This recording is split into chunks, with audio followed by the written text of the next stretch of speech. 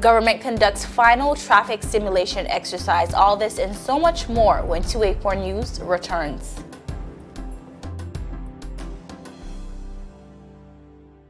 We understand that you cannot come to the store and encourage you to stay at home. If you need assistance with bill payments, top-ups, or troubleshooting, we are here to help. Call us at 444-4444 from 7 a.m. to 7 p.m. daily, or visit our website at www.cctbvi.com. Click Top Up here or My CCT for top-up or bill payments. Social distancing with CCT. I'm Ron Grant. And I am Kyla Kenesha Forbes. A beautiful, beautiful day here in the BVI. I think today is Wednesday, so we're halfway over the hump. Now let's get right into today's news. Topping our newscast today, Chief Fire Officer Mr. Zebulon McLean is commending his officers for their quick response in putting out a fire at an apartment building at Sugar Mill Road on Monday, June 1st. Mr. McLean said the Virgin Islands Fire and Rescue Service received a call at the fire headquarters at 6:25 p.m. that a house was on fire. He said his fire officers responded immediately and were able to confine the fire in the bedroom where it started. The blaze was brought under control by 6:39 p.m. and extinguished shortly thereafter. The chief fire officer said, and I quote, "I'm extremely proud of my officers that they were able to avoid displacing tenants and severe loss to the building's owner. All our fire officers continue to do an amazing job." Mr. McLean is also urging residents to be mindful of their surroundings and mitigate the risk of uncontrolled fires. The Virgin Islands Fire and Rescue Service continues to pledge to protect life, property, and of course the environment through a proactive approach to continuously enhance the quality of service. I want to give a big shout out to our neighbors right over there at the BVI Roton Fire Station. Continue to do amazing things. Most definitely, as you said, that there are our neighbors, and we know very well that they come through very often to save the day. So Indeed. Kudos to them. But Ron, I think if we do remember in a live interview here at 284 Media, the Minister of Labor and Immigration, Honorable Vincent Whitley, announced that approximately 4,000 persons were affected. Their employment status was affected at this time.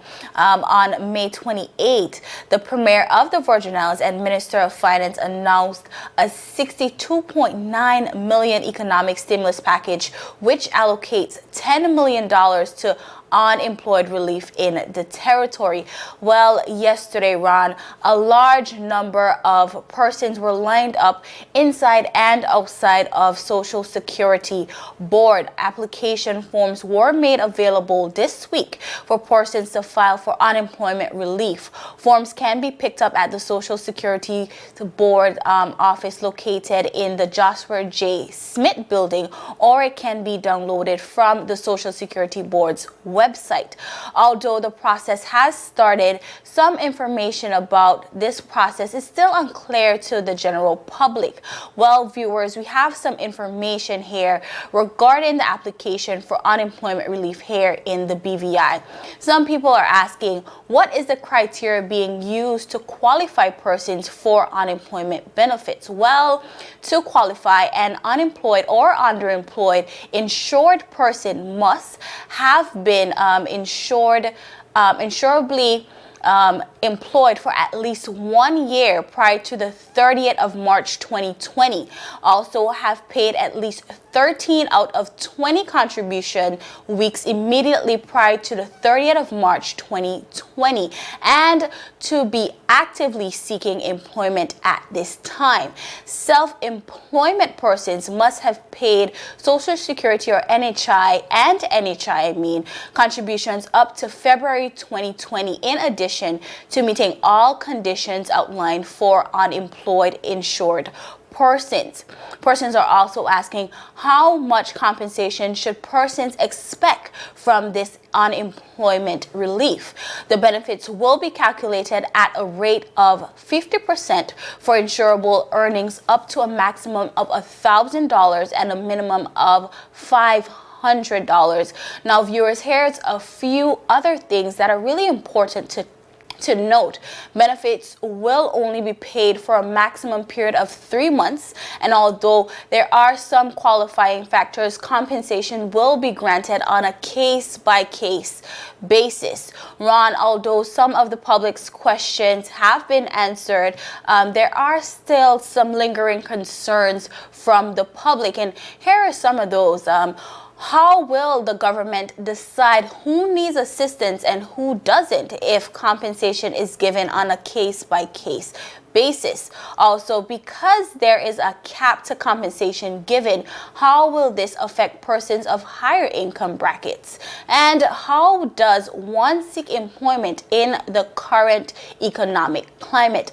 All great questions, Ron. Indeed, I definitely could relate to some of the questions and concerns by the viewership and the residents of the BVI. Another point to raise, Kyla, which I've said before, is that the point of a stimulus is really and truly to stimulate an economy. Ours happens to have come later on. We would appreciate it a lot earlier, but the point of it is to stimulate and keep the economy afloat. When you make statements like a needs basis, it then says to me that the persons who you perhaps feel may not need because of a certain income bracket may be at risk for not benefiting and still, in hindsight, supporting through Social Security the persons that are now getting assistance. So we want to make sure that across the board it's fair, but we do see where persons are flocking Social Security, as they should, to understand better, and we hope this story brought some clarity to our residents. Most definitely.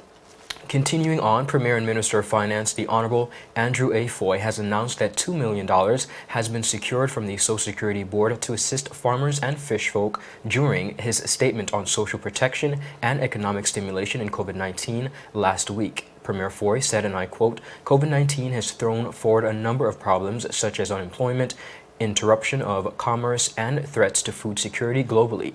As supply chains become affected, food production, especially in the areas of agriculture and fisheries, present ideal solutions to this scenario. Funding will be used to assist farmers in cutting access roads to farms, fencing properties, as well as other means that will increase and support food production. For fisherfolk, the funding will be used to purchase engines, nets, and other equipment needed to help them increase their production." Premier Foy continued by saying, and I quote, "We need the food supply. We need to create the jobs. This is our opportunity to finally make farming and fishing another one of our economic pillars, while giving us the ability to feed ourselves in case we are ever cut from the rest of the world. Interested farmers and fisherfolk will have the opportunity to apply for funding beginning on June 5th. Application forms are available at bvi.gov.vg.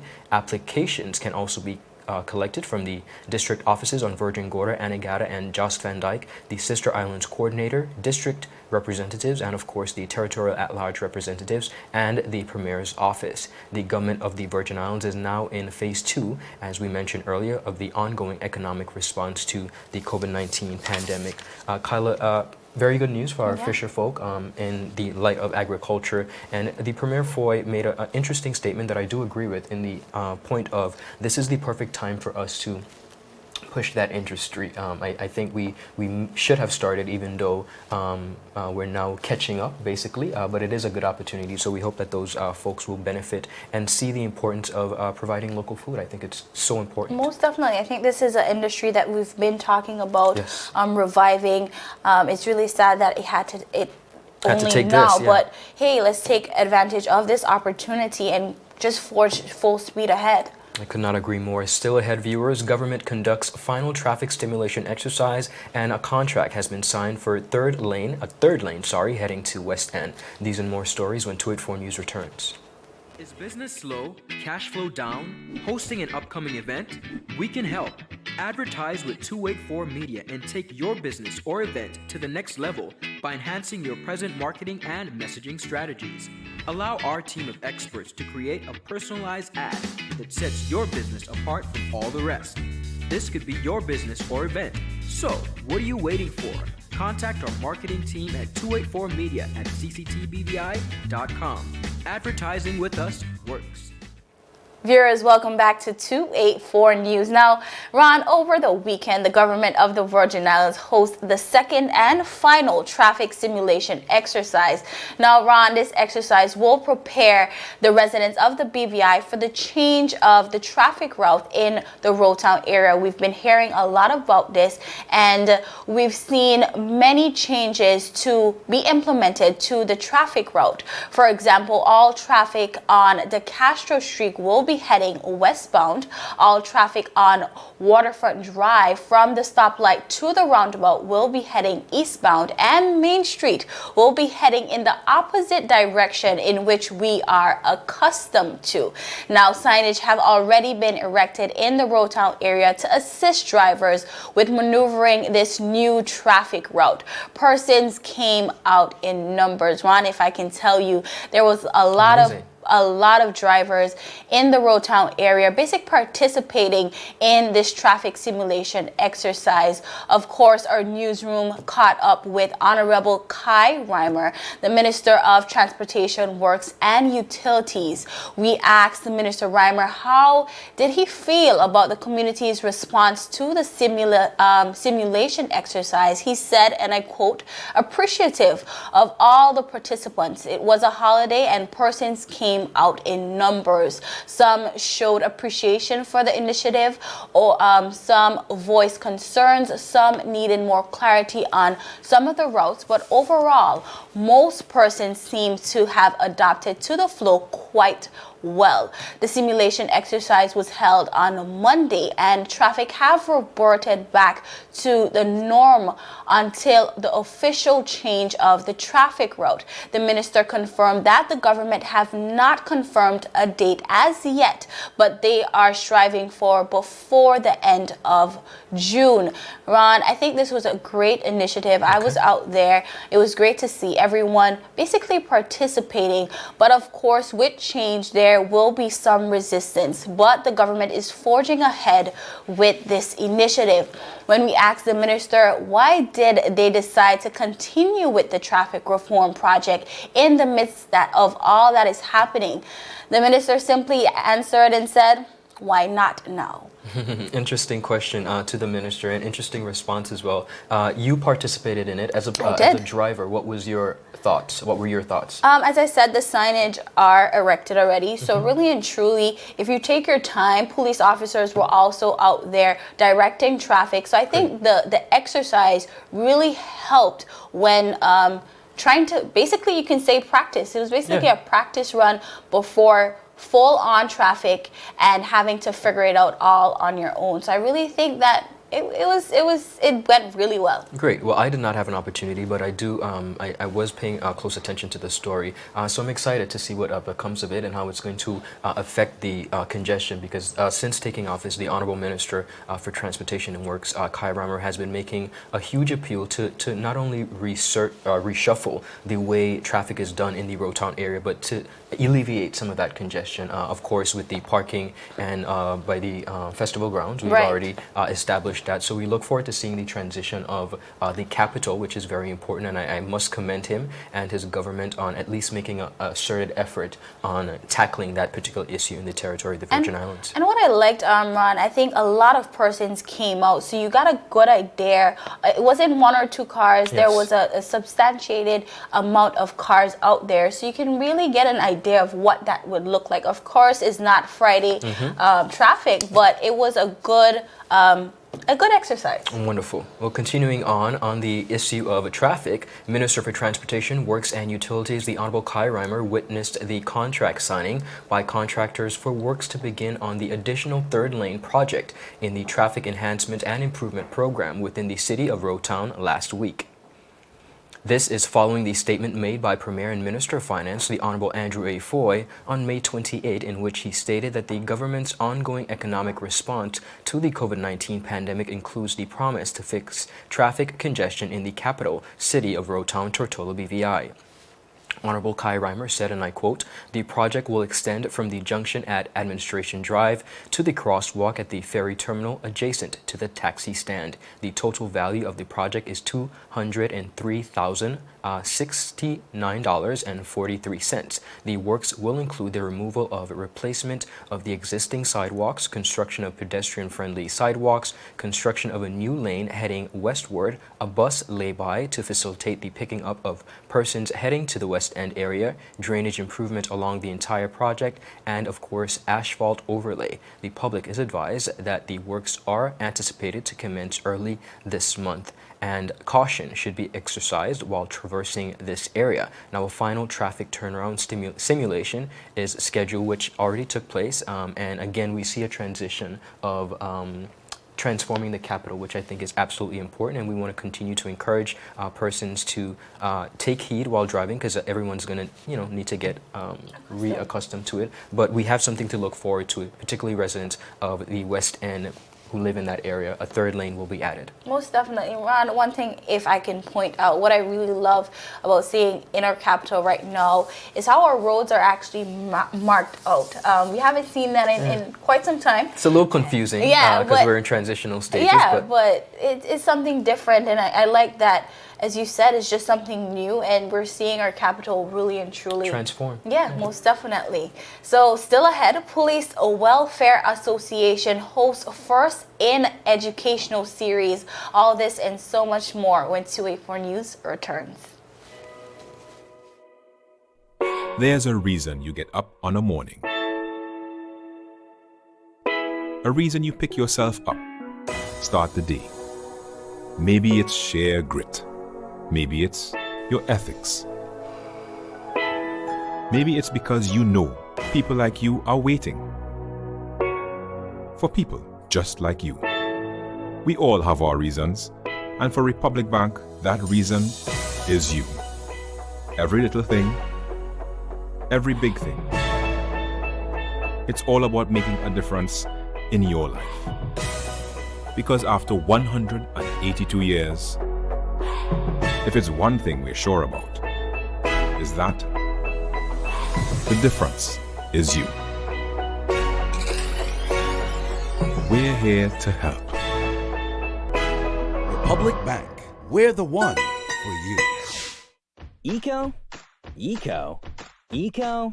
Everyone is speaking about eco-friendly products. We wanted to take the time to introduce the Eco Island brand.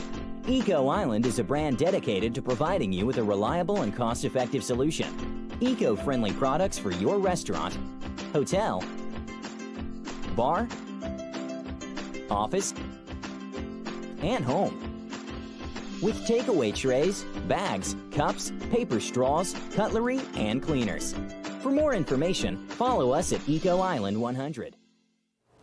Viewers, welcome back. You're watching 284 News. The executive of the Royal Virgin Islands Police Force Police Welfare Association was pleased to host the first of a series of learning and educational initiatives titled Buying and Building Property in the BVI on Wednesday, May 27, 2020. The event was aimed at educating and informing officers and civilian staff at the Royal Virgin Islands Police Force on the requirements for purchasing property in the BVI. A panel of experts from the legal, banking, and construction industry were on hand to advise the purchasing process from inception to completion. The 2-hour-long session provided key insights and details from Head of Property and Business at O'Neill Webster, Ms. Janelle Archer, Branch Manager at CIBC First Caribbean, Mr. Fabian Devonish, and architect and founder of Tiger Q, with an interactive question and answer. That was Ms. Lavina Liebert. She's a well-known local architect. Now, in addition to that, as I said, it was a Q&A session, and overall it was a perfect opportunity for attendees to learn about their options regarding property as belongers or non-belongers. Chairman of the Police Welfare Association, Inspector Dean Robin, expressed his appreciation to the panelists for sharing their expertise and knowledge during this challenging time as the BVI, like the rest of the world, grapples with COVID-19. He shared, and I quote, "The seminar was informative and of great benefit to the members of the Royal Virgin Islands Police Force," adding that subsequent seminars and workshops on legal, financial, and social matters for members of the force are slated for the remainder of the year. Kyla, I must commend the Royal Virgin Islands Police Force for always taking initiatives as it pertains to professional development. This is the first of this series, but this is not the first time Commissioner Matthews-led force has continued to do professional development in different aspects, whether it's training within the force or just, picking up on a lot of different things that they should know. And I think this is a perfect opportunity, as the Premier stated in the first phase of the economic stimulus package, the whole waiver of stamp duty as it pertains to property. I think this is a good opportunity to be encouraging persons who may be in a position to look into property. Most definitely, as you said, just interesting, very interesting topic. As you were delivering this story, I was very engaged because this is something that most persons are interested in, especially now in these times. Of course. Most definitely.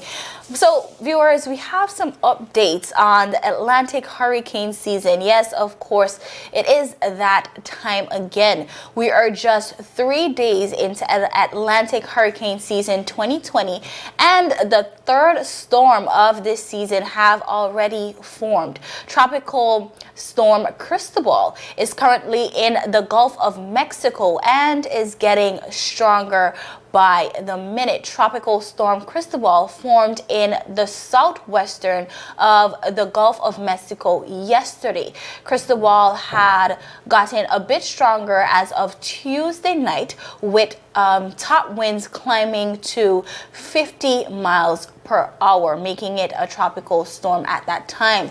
A tropical storm warning has been posted along the Mexican coast, and Cristobal is likely to linger in that vicinity of the southwestern Gulf of Mexico through Friday. Beyond that, it is expected to move forward to the U.S. Gulf Coast later this weekend. Some impacts include heavy rain and high surf should reach the U.S. Gulf Coast beginning Saturday, and areas near the U.S. Gulf Coast from Texas to Florida should monitor this process of this tropical storm. Ron, just a little bit updates as it pertains to the hurricane season. We are the third day in, and we have already had 3 named storms.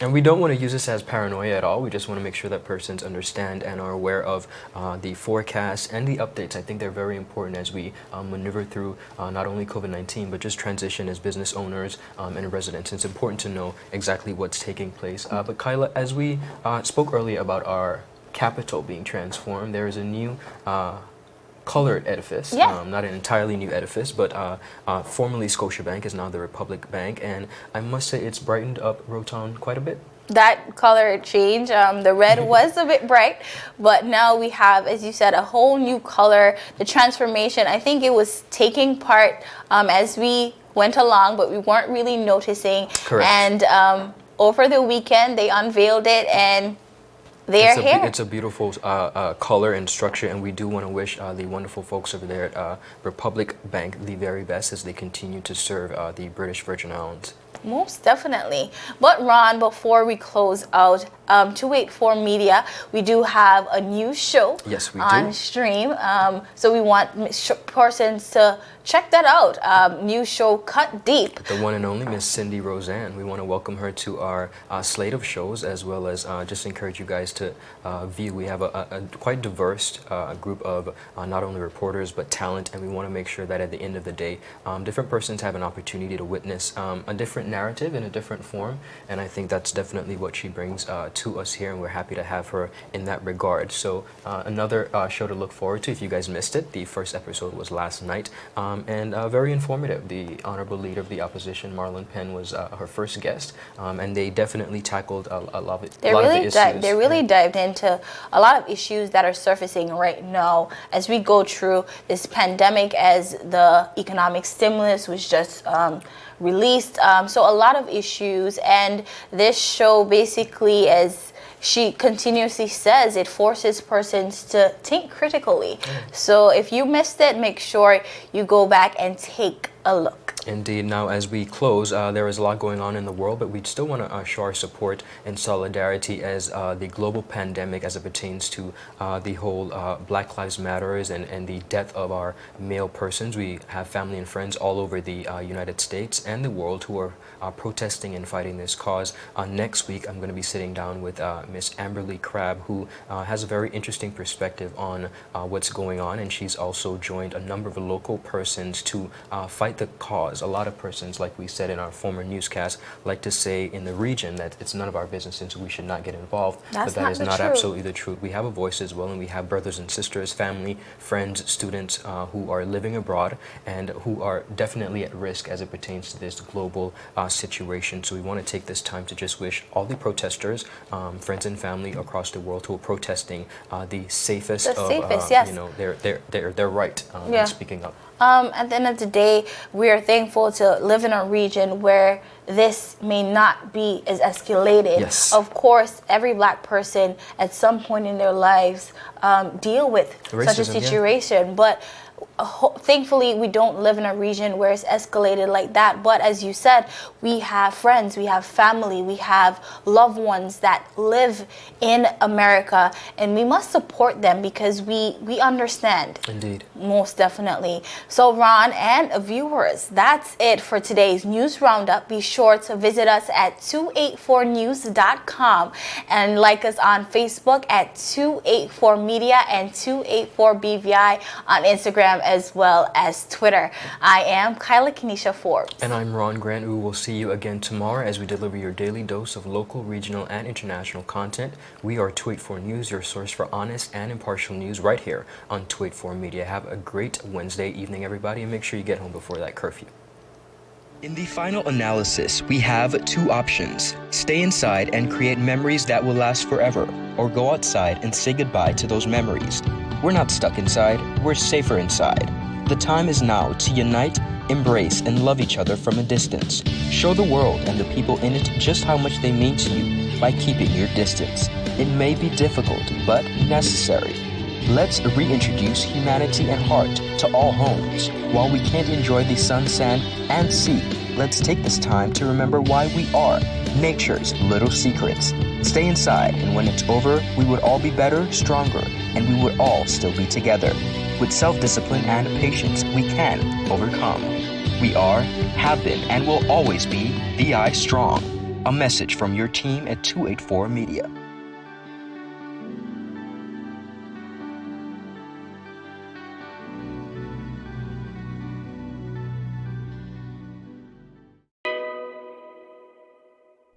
There's a reason you get up on a morning. A reason you pick yourself up, start the day. Maybe it's sheer grit. Maybe it's your ethics.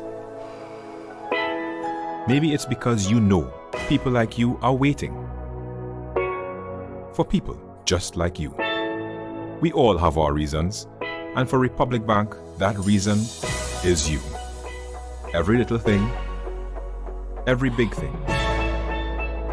It's all about making a difference in your life. Because after 182 years, if it's one thing we're sure about, is that the difference is you. We're here to help. Republic Bank, we're the one